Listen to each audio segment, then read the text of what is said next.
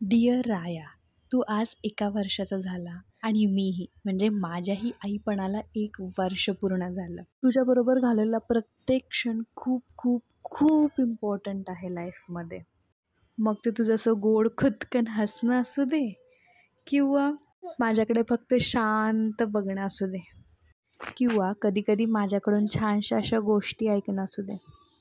स्वामी म्हणतात की ज्या घरामध्ये लक्ष्मीची किंमत असते त्याच घरामध्ये नारायण जन्माला येतो. पण मी तर म्हणे माझ्या घरामध्ये तू लक्ष्मीच्या पावलाने आलेला नारायण आहेस. आम्ही घर तर घेतलं होतं पण माझ्या घराला घर पण तू दिलंस.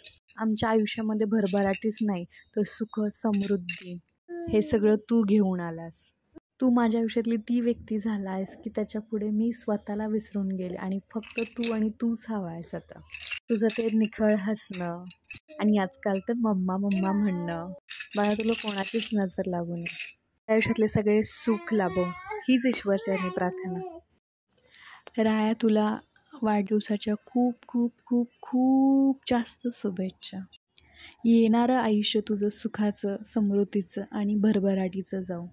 आईबाबांचा लाडू राया. Happy birthday. We love you.